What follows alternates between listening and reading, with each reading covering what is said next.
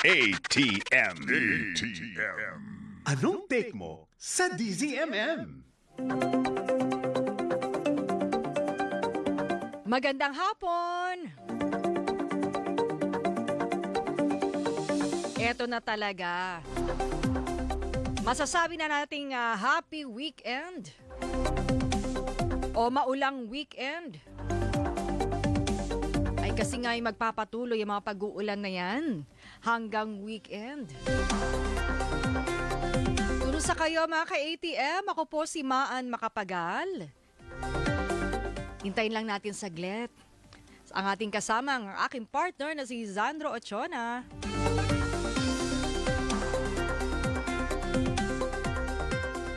Ang sarap ng panahon ngayon, no? Sarap matulog. Pero may mga kababayan naman tayo na apektado nitong mga nagdaang bagyo. Ito, halimbawa, si Bagyong Luis, Maymay at ang Habagat. Ayon sa Office of Civil Defense, 4 na milyong individual ang naapektuhan nga nitong kalamidad. Kung sa inyong mga lugar, binabaha ba kayo? Ang maganda kasi dito sa panahon ngayon, doon sa ulan, di ba? Parang bigla lang siyang darating, lalakas, tapos hihina. Hindi talaga siya yung dire-diretso, no? Hindi tulad nung talagang yung mga Bagyong Ondoy, Bagyong Ulysses, talaga namang sobrang tuloy-tuloy yung mga pag-ulan. Pero ang Maynila ay nakaranas din, no, ng baha, at least gutter deep. Etong Taft, Pedro Hill, pati na rin Rojas Boulevard. Siguro ay humupuan na sa ngayon. Malabon City, kumusta kayo? Kasi yung Katmon, Santolan, MH del Pilar, Hulong Dulat, Don Basilio, Bautista, nakaranas din yan ng at least gutter deep na baha. May Silo, ganun din, tsaka FC Villa Boulevard. Ayan, ingat-ingat po tayo. Ay, teka lang mga ka-ATM, patuloy pa rin ang pagbibigay natin ng nakakasama, katuwang ang Philippine Charity Sweepstakes Office o PCSO ng Charity Mba. Naglalaman po yan ng mga essentials na lalong kailangan natin ngayon. Mula po Lunes hanggang Biyernes ay pipili ang ATM team ng isang maswerteng listener na makatatanggap ng charity mba mula sa PCSO. Paano po sumali? Ipadala lamang ang inyong sagot sa question of the day sa DZMM Teleradio Viber 0919-278-3000. Ulitin ko, 0919-278-3000. At huwag kalimutang ilagay ang mga sumusunod, buong pangalan, kumpletong address at contact number. Ang request nga po namin ay sa Viber po kayo magbigay ng inyong message, pati na itong mga kinakailangan. Huwag sa YouTube, huwag din sa Facebook. At kukontakin kayo ng ATM team at matatanggap ang inyong premyo tuwing Biyernes yan at isang beses lamang po makatatanggap ng charity mba. Kayo man ang mapili ulit, isang beses lang kayo makakatanggap ng charity mba. Kaya makinig, makisali at baka ikaw na ang susunod na maswerteng mapipili ng anong take mo. Teka, eto ang ating question of the day. Ready na? Ano ang mga termino noon na iba na ang tawag ngayon?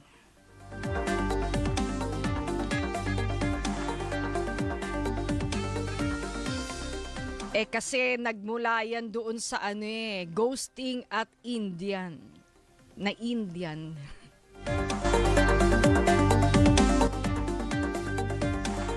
Kasi 'di ba, naglabas ng or binatikos ni Attorney Lorna Kapunan ng prosekusyon yung umano'y pangi-Indian sa kanila sa isang pulong ng defense panel. Sinabi naman ni Presiding Officer Cheese Escudero na ang tawag ngayon dyan ay ghosting. Pero para sa akin, magkaiba yun eh. Ang Indian kasi, parang iniwan, hindi sumipot. May usapan kayo, hindi sumipot.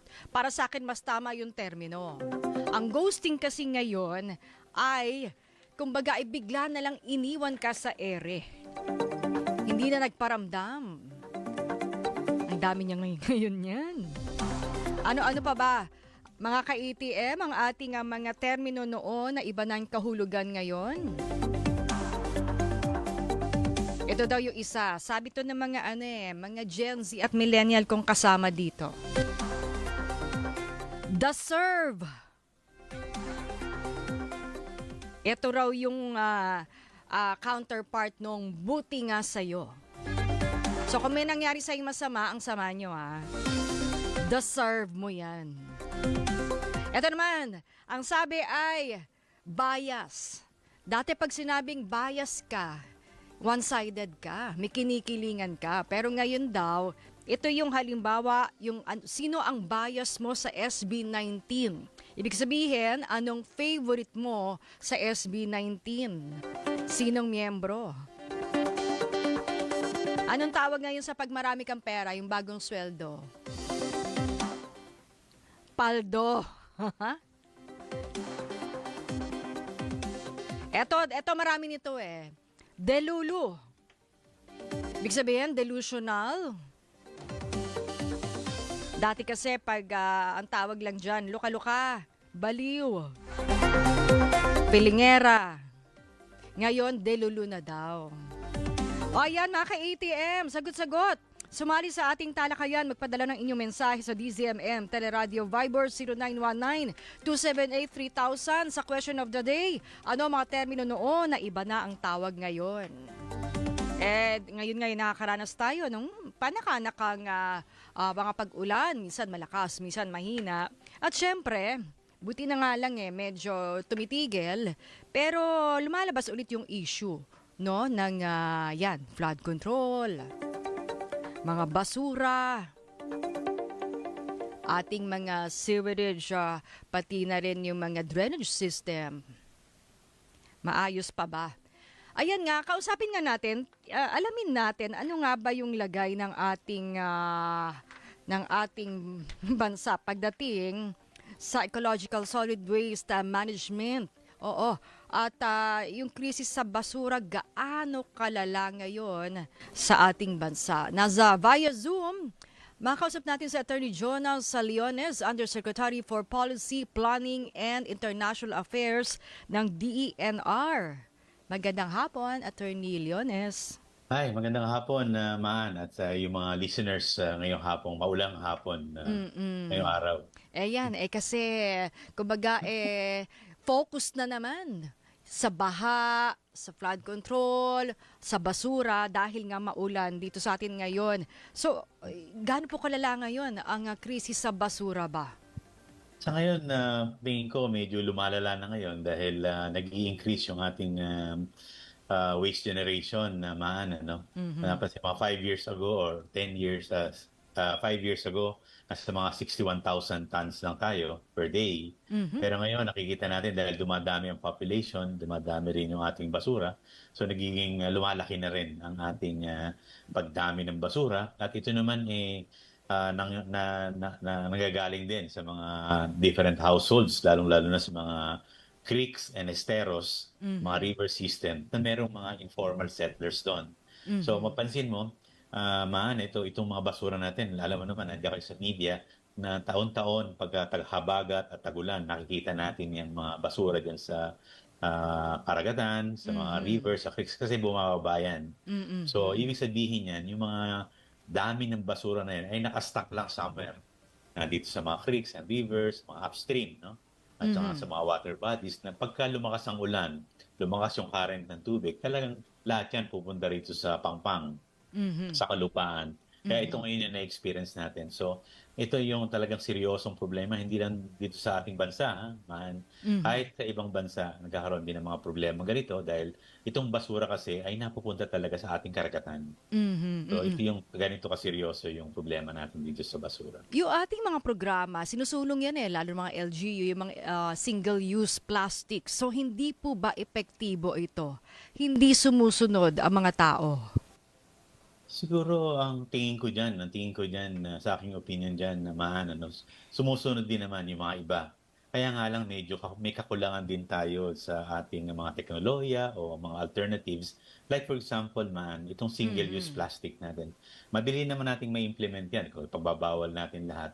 Pero ang isang naiiwan tanong diyan man, kung mawala ang single-use plastic, ano ba ang alternatibo nating magagamit? Oo, oo, Ito oo. kasi dito sa Metro Manila siguro may mga LGU na nagbabawal o nagbibigay ng mga disincentives sa mga kababayan natin na gumagamit ng plastic. Kaya ang ginagawa nila nagdadala na sila ng mga kanilang supot, kanilang Mhm. mga container, okey Mhm. 'yun.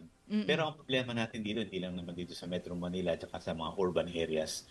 Ang problema natin yung sa mga remote areas, sa mga rural areas. Mhm. Wala naman din tayong alternatibo na gano'n ang presyo at gano'n ang, epekto nung, paggamit ng single-use plastic. Sa aking pananaw Mhm. tingin ko diyan kailangan na pag-isipan natin ano ba ang mga alternatibo nating puwedeng maihain sa mga Mhm. kababayan natin kung talagang ipagbabawal natin itong mga gamit na ito. Mm. Pangalawa, kailangan din natin siguro dapat, hindi lang pagbawal natin or, ano natin, tanggalin natin.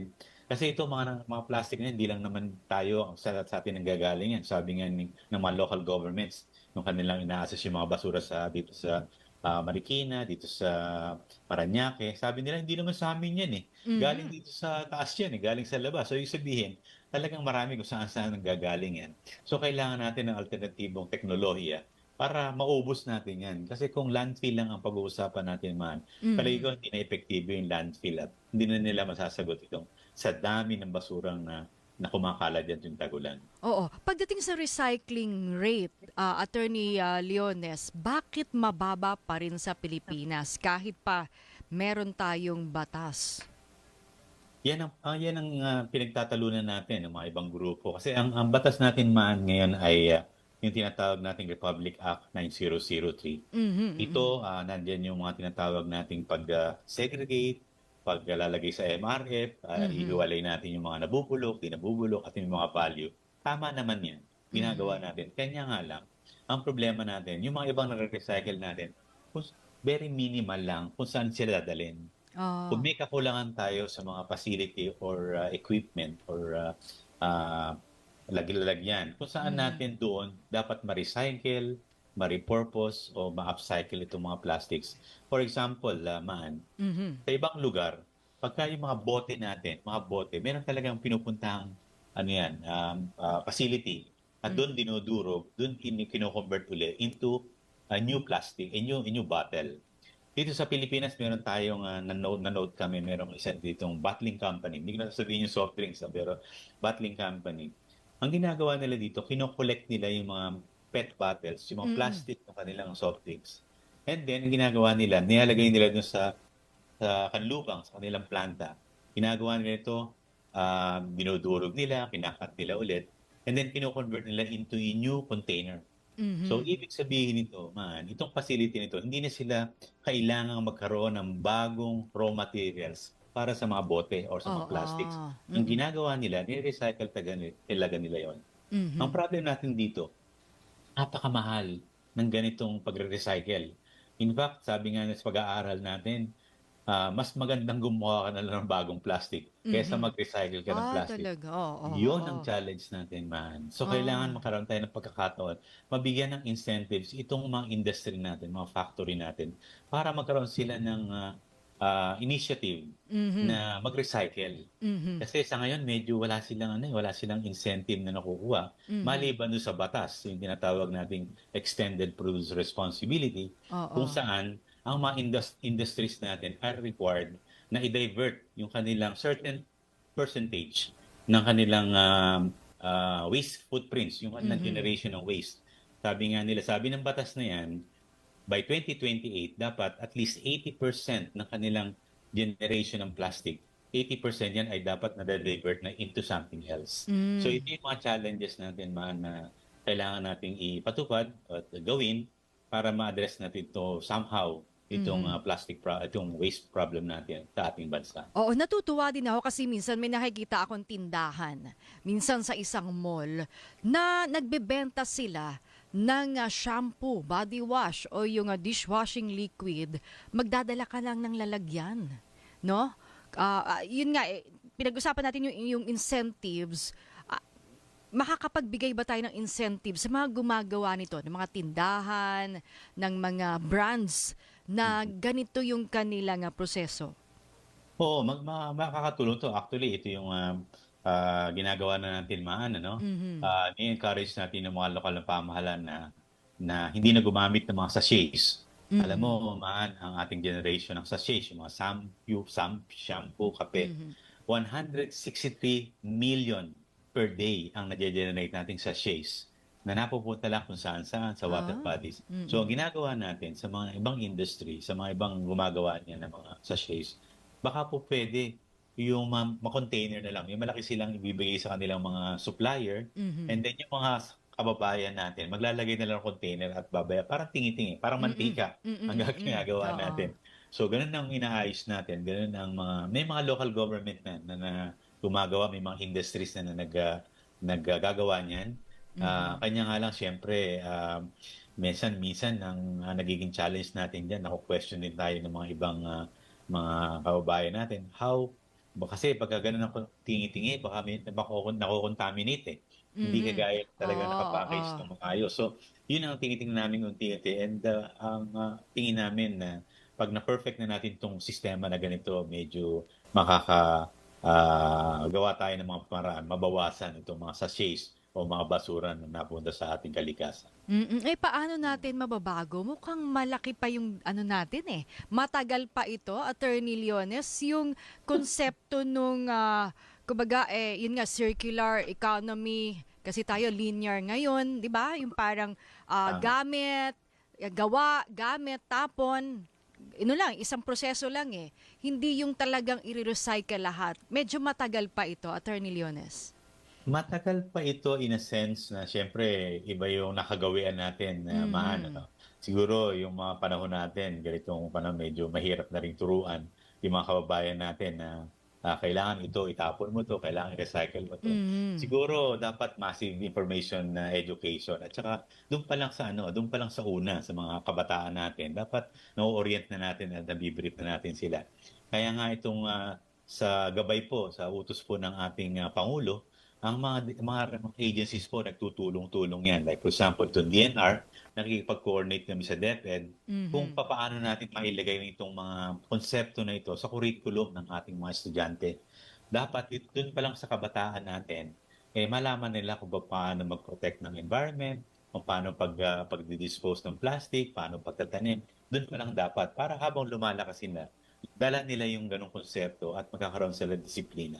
Pangalawa, kailangan sabi natin kailangan merong mga resources din tayo, may mga capacitation din tayo. Kailangan Mhm. may facility rin tayong paglalagyan ng mga ganyan para makita nila na hindi dapat tinatapon yun sa tubig, hindi dapat nilalagay sa kung saan-saan yan, may paglalagyan yan. Mhm. Dapat meron tayong mga ino-offer na mga, lalagyan. Kasi sabi ko nga sa isang mga interview natin, ang problema natin diyan, halos lahat ng waterways natin, creeks sa Metro Manila, 'pag pumunta ka do'n puro Mhm. informal settlers do'n. Oo, Wala opo. naman silang sanitation facility do'n, wala naman silang toilet do'n.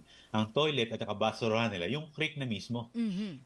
So, nandun lang yun, naka-stack. Kaya nga Mhm. 'pag umulan yan, lahat yan bababa dun sa downstream. Mhm. So, ito yung ating mga nai-experience diyan, Sana nga 'di ba partner, Zandro, Mm. mangyari sa atin yung sa Japan. Alam mo bang meron sa mall? Nangangarap tayo 'no? Hindi, yung Natawa na lang ako. yung mga bote-bote na 'yan, 'di Mm. ba pupunta ka sa mall ta's meron dong lalagyan, ta's itatapon mo sa loob. Actually, Tapos may lalabas na coins, oo. 'di ba? Actually meron na rin sa atin Meron bang ganyan. ganyan? Meron na rin tayong, nung ako'y, konektado pa sa isang, beverage company. Oo. Dahil for a year, tumulong ako sa communications nila. Meron silang tinatawag nung tapon to ipon. Mm. So napapalitan mo into something else yung kanilang mga puting pet bottles kasi Oo. yung transparent lang na pet bottles yung pwede mong i-recycle. Oo. Kaso nga lang at target nga nila na may certain years na Mm. at least 80% ng kanilang ginagamit na PET bottles ay recycled na. Pero ang tanong ko nga, Yusek, ang problema pala natin sa plastic, hindi lang sa Pilipinas. May mga datos na nagsasabi na 1% simulat sa pool nung naimbento itong plastic, 1% lang yung nare-recycle. At yung mga yung natitira, nakakalat, nasa lansangan, nasa environment, at yung mga titawagan na microplastics na nasa mga katawan na rin natin. Ang tanong ko, Yusek, meron na po bang naimbentong teknolohiya para siguro, kung hindi man mare-recycle, baka naman pwedeng magamit maybe into energy, malipat into energy yung mga plastic? Meron tayong ganyan, Sandro. In fact, ito nga yung sinasabi kanina ni Maan, yung sinatawag nating circular economy. Mhm. Sa mga industry natin kasi, sa ngayon, may kakulangan tayo sa mga facility kung saan pwede natin i-recycle yung plastic. Sa ngayon, ang nangyari ngayon, dahil may EPR na tayo, yung mga private sector, aware na rin sila na dapat mag-divert sila ng plastic. No? So, ang tanging available na technology lang, ang tanging available na pwedeng paglagyan para ma-divert yung kanilang plastic ay itong mga cement factories, cement plant. So nilalagay doon yung mga plastic at sinasama doon either sa semento, component ng semento, or ginagawang feedstock ng boiler para makagawa ng enerhiya. So dito pa lang yon, may mga waste to energy, waste to oil na ginagawa natin. Pero hindi nga, sabi nga ni Man kanina, ito parang linear model, linear economy. Pero ang kailangan talaga natin dito, ang objective natin ay makakahanap tayo ng isang teknolohiya kung saan mapahaba natin yung life cycle ng isang plastic. Pinasabi mo nga, Sandro, kanina, dapat yung bote, dapat nare-recycle natin. Ang sabi ko nga kanina kay Man, meron tayong isa rito na beverages or soft drinks na nagaganyan na. Kaya lang, medyo binubulungan kami ng industry na yun. Sabi sa government, tulungan nyo naman kami, masyadong mahal ang pagproseso. Parang mas mura pa yung Ulit. kumuha ka ng raw materials ulit kaysa mag-recycle ka. So, Oh. kailangan ma-incentivize natin itong mga ito at paramihin natin itong mga ganitong planta at kailangan baka may mga available na mga technology or facility elsewhere sa ibang bansa. Sabi nyo nga, napunta na kayo sa Japan, ano? Ang dami doon. Pwede nating magamit din. At makakasiguro naman tayo na clean and compliant sa environmental standards yung mga technology. At saka Dadalhin lang natin dito sa Pilipinas. Oo. At saka Yusek at partner, yung nga kinikwento ko, doon ko na-discover na yung PET bottles pala, para siya ma-recycle, para siya maulit-ulit at maging PET bottles ulit, kailangan transparent siya. Diba may mga brands na Color. may kulay. Oo. So, hindi yun marirecycle. Oh, Oo. mga shampoo, ganun Ayun na nga. Oo. Diba? So siguro kailangan nga natin siguro pag-isipan din mabuti. Or siguro panibagong batas po, no, Yusek, parang i-require natin yung industriya na gumagamit ng PET bottles na maging transparent na yung kanilang ginagamit para mas madaling ma-recycle. Usually, meron naman tayong batas na rin dyan, Sandro, no, Maan. Itong tinatawag ng Extended Producer Responsibility. Sabi ko nga kanina, yung mga industry natin, every year starting 2023, kailangan may divert nila yung kanilang plastic footprints. Ano? By 2028, sabi ko, dapat 80% na. Ang problem lang natin dito, talagang kailangan yung mga industry natin, dahil sila naman ang may mga connection sa abroad, sa international environment, baka po pwede sila makakuha din at tumingin sa mga experience ng mga ibang bansa kung paano nila nire-recycle. Kung mapapansin nyo, meron kayong soft drink, mahilig tayo sa soft drink, uminom tayo. Makikita mo may isang soft drink na bottle dyan na iba-iba yung cup. Yellow, may black, merong pula yung cup, di ba? Ibig sabihin nun, pag nakita mo yung yellow, pag tingnan mo yung bottle, it is a recycled plastic. Kaya So, yun Kaya yun. may So, yellow. nagagawa nila yun. Tingnan nyo, yellow, black, Oo, makikita yung nakalagay oo, doon, recycled.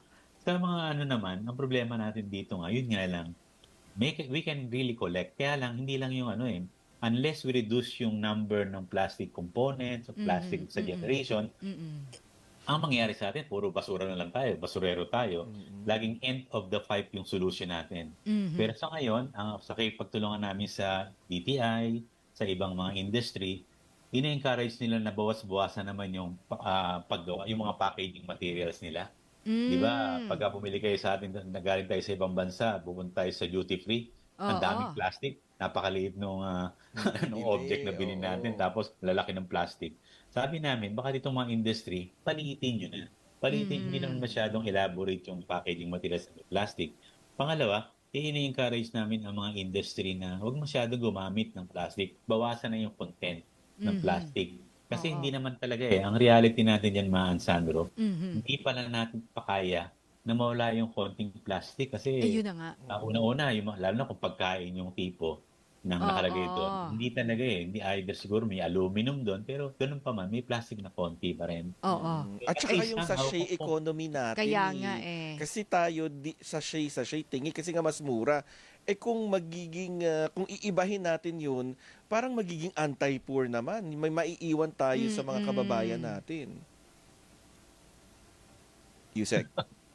Tama Sandro, tama yung Oo. pananaw mo. Kaya minsan pag ganito yung pagkataon, na-accuse kami na anti-poor eh. Oo nga. Kasi yung mga proposal natin pang mga matataas. Oo. Pero ito yung challenge sa atin. Very, very difficult. Pero kami naman, gusto namin lang talaga ma-address na itong mga waste at saka plastic dito sa ating bansa. Ito, attorney Jonas Leones, yung psychology ba ng Pinoy pagdating sa basura? Kasi, di ba yung mga nakakapunta na abroad, mapapansin nyo yan, kailangan magdala ng eco bag sa mga grocery stores dahil wala. Bitbitin mo lahat yan kung paano mo bitbitin. Kailangan may eco bag kang dala. Alam na nila eh.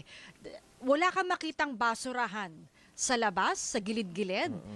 Ilalagay mo sa bag mo. Pero pag nasa abroad, ang sumusunod tayo. Tayo, nako, walang basurahan ba yan? Tsaka may Kinis ka pa. bayad. Oo. Kung gusto mo gumamit ng plastic bag, may bayad. May bayad. So yung mga ganong maliliit na paraan, Hakbang. attorney Leones, hindi ba Kasi, kaya sa atin oo. yun? So, kasi ang problema, ang maganda kasi doon sa ibang bansa, kasi pag sinabi nila ito yung batas, ito yung bawal. Bawal gumamit, kailangan magdala ka. Talaga natutupad. Hindi ka pagbebentahan or sabi mo nga, dalhin mo yung isa-isa.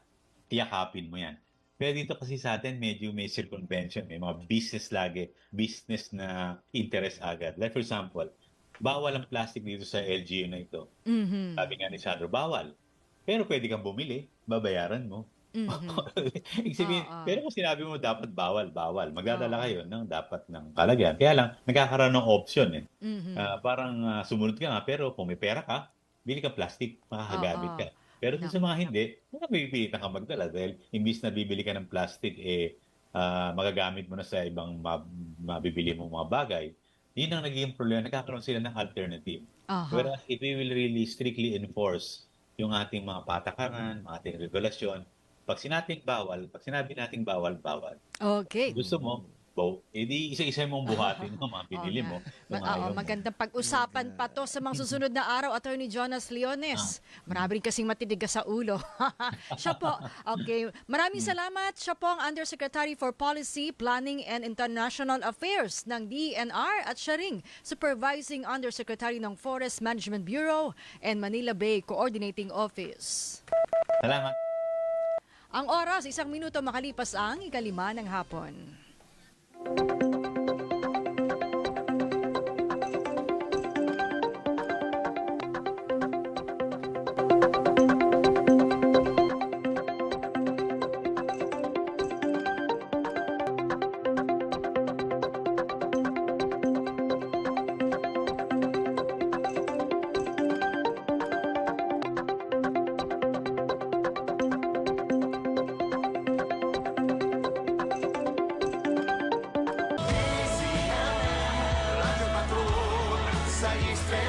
Nagbabalita, naglilingkod saan man sa buong mundo.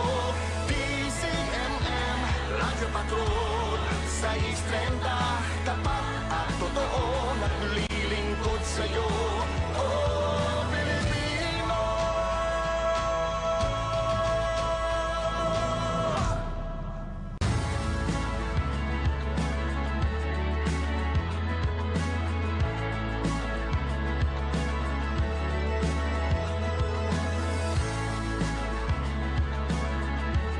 ATM.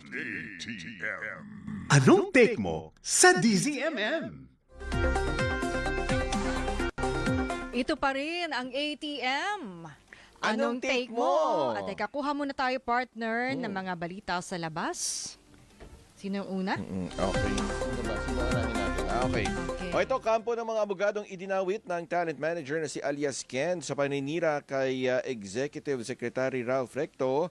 Nagpa-reschedule ng pagharap sa NBI. May report si JM Pineda ng PRTV News. Go ahead, JM. Yes, Sandro, humiling nga ang kampo ng 4 na abogado na idinawit ni Alias Ken sa planong paninira kay Executive Secretary Ralph Recto na ipagliban muna yung kanilang pagharap sa NBI ngayong araw dahil umano sa conflict sa schedule. Kinumpirma sa atin yan ni NBI Director Melvin Matibag at inilipat daw nila sa Lunes o sa August 17 ang bagong schedule ng pagpunta ng mga abogado. Sa hapon umano ng August 17, nakatakdang dumating ang lahat ng 4 na abogado para isumite ang kanilang salaysay patungkol sa ibinibintang nakasama sila sa balak na character assassination kay Yes Recto. Nabanggit rin ni Alias Ken na ang mga abogado ang magsisilbing scriptwriter para sa gagawing affidavit ng talent manager at mga kukunin nilang babae. Nauna naman ang sinabi ng mapapagkatiwalaan na source ng PRTV News at DZMM Radyo Patrol sa 30 na kabilang sa 4 na abogado ang kilalang lawyer na si Attorney Roy Rondain na legal counsel rin ni former Congressman Zaldico. At yan muna ang latest. Ako si JM Pineda ng PRTV News para sa DZMM. Maraming salamat, JM Pineda.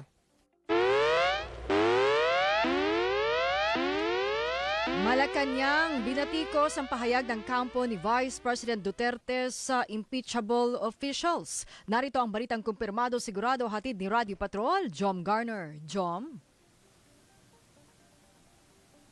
Maanad Sandro, pumalaga Malacanang sa panibagong pahayag ng kampo ni Vice President Sara Duterte na maaari ring ma-indict o makasuhan ng iba pang incumbent impeachable officials kabilang ang Pangulo kung maaari itong gawin sa isang nakaupong Vice President. Ayon kay Palace Press Officer Undersecretary Claire Castro, tila isa na namang banta kay Pangulong Ferdinand Marcos Jr. ang naturang pahayag. Sinabi ni Castro na tila nauulit lamang ang parehong narrative ng kampo ng Vice Presidente at pinestyon kung muli na naman umanong naglalabas ng banta laban sa Pangulo. Gayunman, iginit ni Castro na walang sinuman ang nakatataas sa batas. Ayon sa opisyal, dapat malagot ang sinumang lumalabag sa batas o umaabuso sa kanilang kapangyarihan. Sinabi rin ni Castro na maaaring ma-impeach ang sinumang impeachable official kung may valid grounds, ngunit hindi aniya dapat ibatay ang mga kaso sa fabricated evidence at mga bayarang testigo. Ang pahayag ni Castro ay kasunod ng sinabi ni Attorney Paul Lawrence Lim, abogado ni Vice President Duterte sa kasong grave threat na isinampa ng Department of Justice laban sa kanya kaugnay ng umano'y banta ng pangalawang Pangulo sa buhay ni Pangulong Marcos, First Lady Liza Araneta Marcos at dating Speaker Martin Romualdez.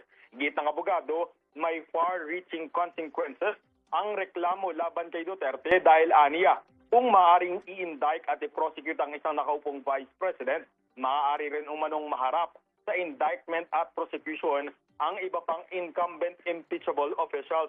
Kabilang dito ang ombudsman, mga miyembro ng Constitutional Commissions, mga Supreme Court Justices at maging ang Pangulo. Maghahain ng kampo ni Duterte ng manifestasyon para magsagawa ng oral agreements kaugnay ng kanilang motion na ibasura ang kasong grave threat o grave threat na isinampa laban sa Vice Presidente. At yan ang balitang kumpirmado, sigurado. Ito ang Radyo Patrol, Jom Garner, DZMM. Maraming salamat, Jom Garner. Uy, ito pa, isa pang report. Civil Aeronautics Board ibinaba sa Level 12 ang fuel surcharge sa mga domestic at international flights simula August 16. Narito ang balitang kumpirmado sigurado mula kay Radyo Patrol, Bert Dizon. Go ahead, Bert. Sandro Maan, good news sa mga kapamilya. Maaari na pong makabili ng murang airline ticket ang mga biyahe ngayong August 16 to 30 matapos ibaba ng Civil Aeronautics Board ang singil sa fuel surcharge. Sa inilabas sa advisory ng CAB, ibinaba sa Level 12 ang fuel surcharge mula Level 13. Sa ilalim ng Level 12, maaaring maningil ang mga airline ng fuel surcharge mula 389 hanggang 1,137 pesos para sa mga domestic flight, habang 1,284 hanggang 9,550 naman para sa international flights, depende sa layo ng biyahe. Ayon sa CAB, kinakailangan munang magsumite ng aplikasyon ang mga airline company bago sila maningil ng fuel surcharge. Ang fuel surcharge ay hiwalay na bayad sa base fare sa pamasahe sa mga eroplano. At yan ang balitang kumpirmado. Sigurado ito ang Radyo Patrol. Bert Dizon, DZMM. Maraming salamat, Bert Dizon. Basta't may nangyari, naka-report agad sa DZMM. Radyo Patrol sa Instrenta. Anong oras, partner? Ang oras, 10 minuto, makalipas ang 5:05 ng hapon.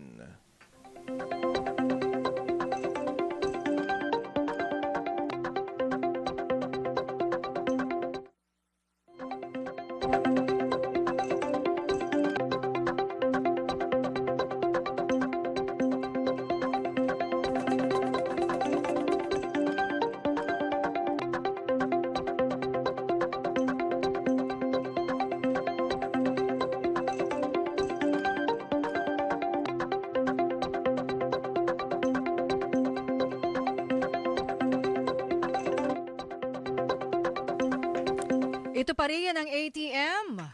Anong take mo?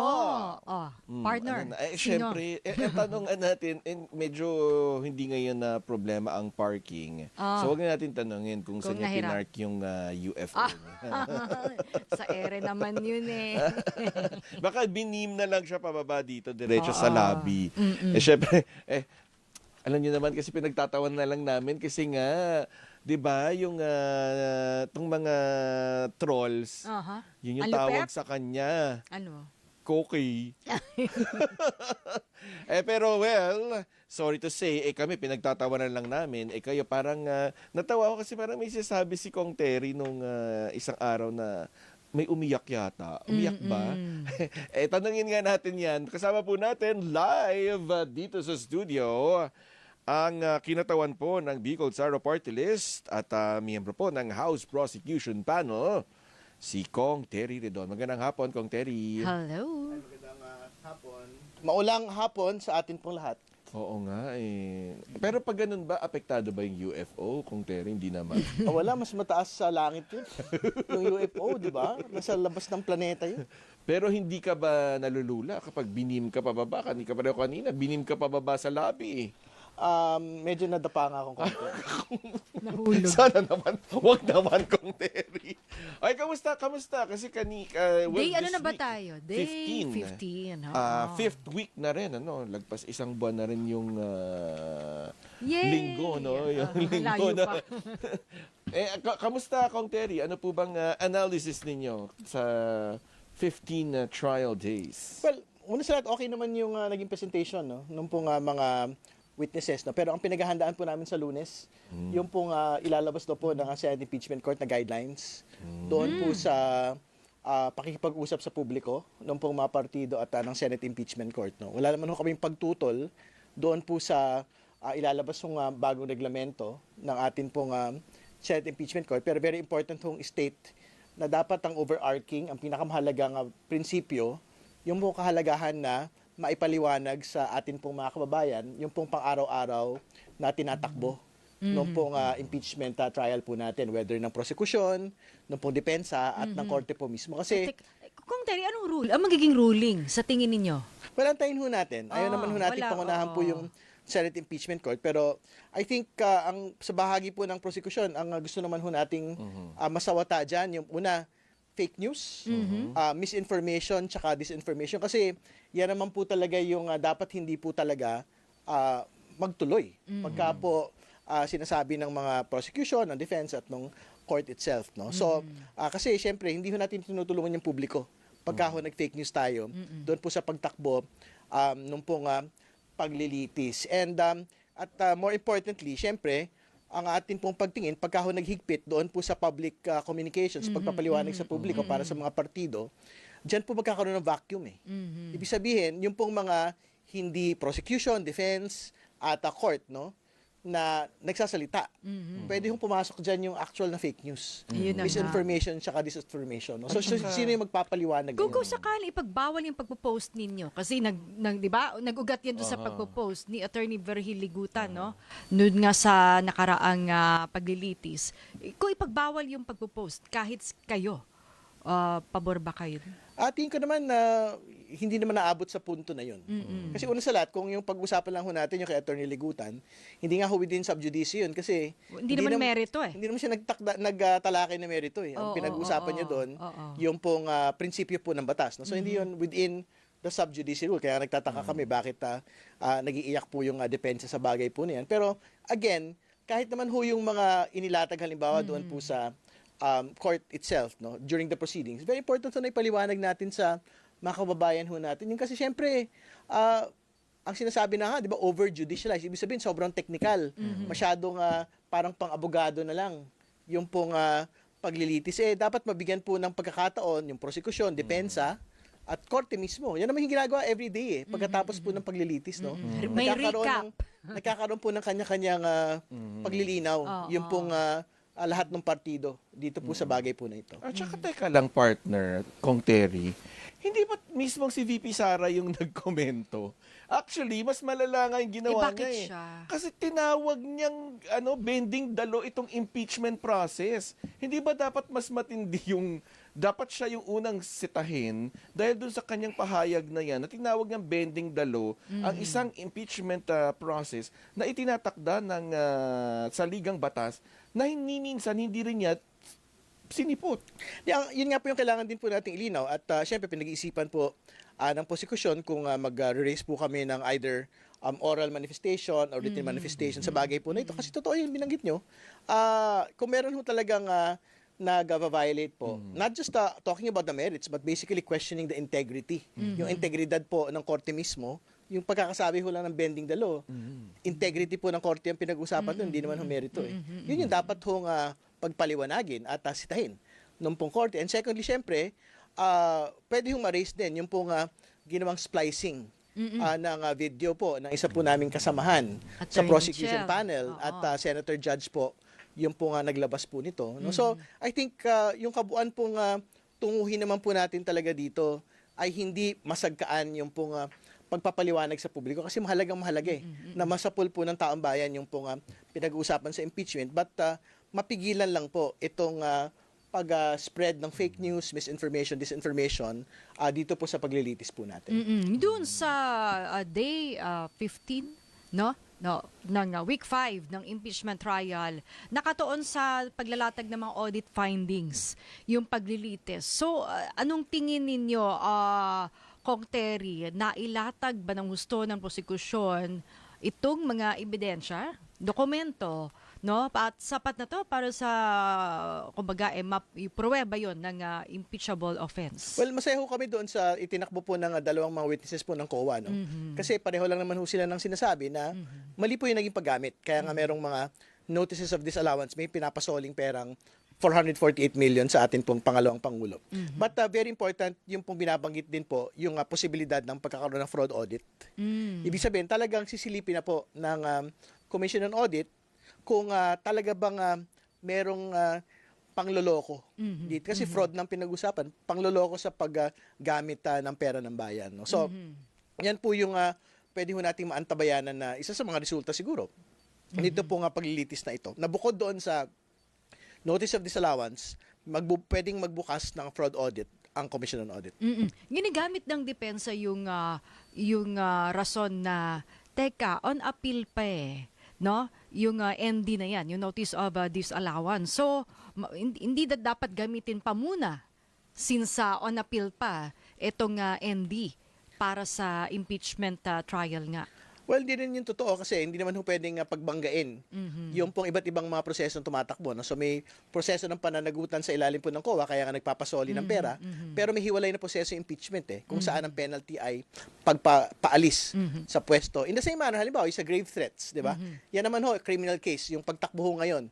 Anong kaso ng atin pong pangalawang Pangulo sa korte, kasabay din po nito yung grave threats na pagtakbo sa impeachment trial po natin. Kaya nga, wag ho natin na hindi kailangan may mauna, hindi kailangan may mahuli. Pwede hong pagsabayin yan pong mga bagay. Kasi narinig ko kanina halimbawa, yung pong abogado ni Vice President Duterte kanina sa kanya pong panayam, sabi niya, dapat matapos muna daw yung impeachment trial bago po yung grave threats na yes. crimes. Tanggalin niyo muna siya bilang pangalawang Pangulo bago tayo mag-usap sa grave threats na criminal case. Pero ang pagtingin ho namin, wala naman ho nga constitutional immunity from suit ang atin pong pangalang Pangulo. Sa Pangulo ng Pilipinas lang po yun. So ibig sabihin, pwedeng magtuloy yung impeachment proceeding on grave threats laban sa kanya at yung pong criminal proceeding on grave threats laban po sa atin pong Vice President.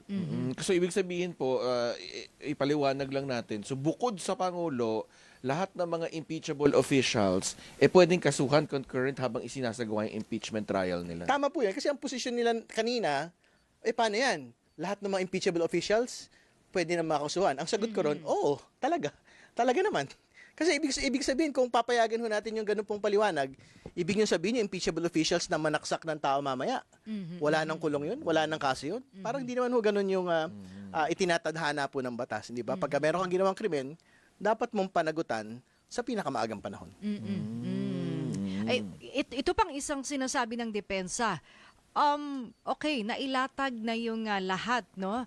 Nung mula sa pag-withdraw, yung paggamit, no? Yung yun nga, may mga fictitious names, pero hindi rin naman daw nailatag yung sinasabing actual actual pocketing, pagbubulsa o yung personal use ay hindi rin naman daw nilatag or pinatunayan pa. Well, ang totoo naman ho, the moment na binigay po ng OVP personnel, no? Doon po kay Colonel Lachica, Colonel Nolasco, yung pong pera ng confidential funds. Tapos na ho yung boxing doon eh. Kasi hindi naman ho sila pwede bigyan eh ng pong confidential funds. Hindi ho sila yung may karapatan mag-disburse ng pera po. No? Kaya nga, yung pong 2023 confidential funds, nakapangalan po si Colonel Lachica po doon sa notice of disallowance po na yun. Kasi nga, pagtingin ng COA, hindi yan dapat nangyari. Walang paglilipat ng pera na naganap sa pagitan ng OVP at ng ibang tao na hindi within OVP. Okay, ano nga asahan natin, Kong Terry, next week sa Monday? Well, syempre yung pagtutuloy po ng mga witnesses po natin. So si Ms. Pareha ay isasalang po yung taga-Congress, no, para bigyan po ng detalye yung po naging mga committee hearings, no, relating po to confidential funds misuse, no. At syempre, kung maisalang na ho sa pinakamaaga yung pong mga hostile witnesses katulad ni Ms. Acosta at saka ni Mr. Fajarda, di mas maganda po yun para makita din ho natin aktual na detalye nung pong palitan ng pera. Okay, all right. Abangan natin yan next week. At yung magiging pagpapasya ng impeachment court tungkol nga doon sa kung may kailangan nga bang i-admonish o yung guidelines para nga mabigyan ng guidance itong parehong depensa at prosecution. Kasi nga parang ang nangyayari, doon na lang tayo doon na lang hindi na natin napag-usapan doon sa mismong impeachment trial yung merito kung bakit nga ba may impeachment trial. Maraming salamat po, Kong Terry. Maraming salamat. Happy weekend. Alright, siya po si Representative Terry Ridon ng Bicol Saro Party List at miyembro ng House Prosecution Panel. Okay na oras sa partner. 25 minuto makalipas ang 5 ng hapon.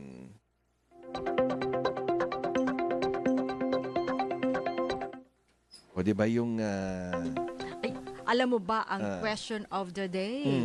Ano ang mga termino noon na iba na ang tawag ngayon? Meron ka bang ano ba? ambag? Ano bang ano?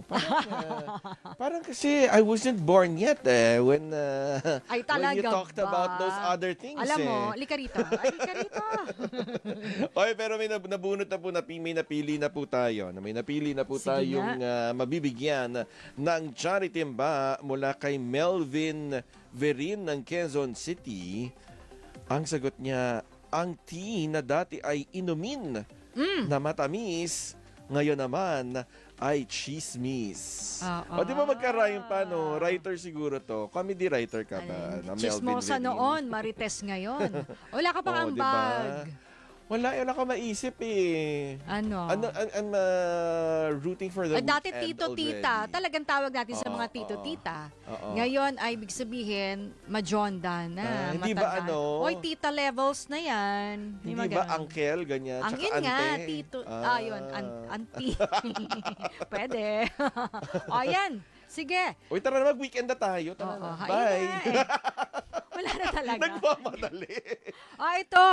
Ako ba itong muna? Ay, ano ba yan? Mapapanood Ay, ang Issue oo. Spotted kasama sina Tony Velasquez at Rica Lazo sa DZMM Teleradio Cable Channel, DZMM Teleradio YouTube Channel at DZMM Facebook page. Nagkabaliktad. Sige, Oo go. nga, at susunod na sa Radyo at Digital TV ang Arangkada Balita kasama si Nina Corpuz at Jack Batallones. Mapapanood ito sa PRTV Prime Media Channel 31 at mapapakinggan sa DZMM Radyo Patrol sa Istrenta sa Metro at Mega Manila. Happy weekend! Happy Bye! weekend! Anong take mo? Sa DZMM Radyo Patrol sa Istrenta at DZMM Teleradyo.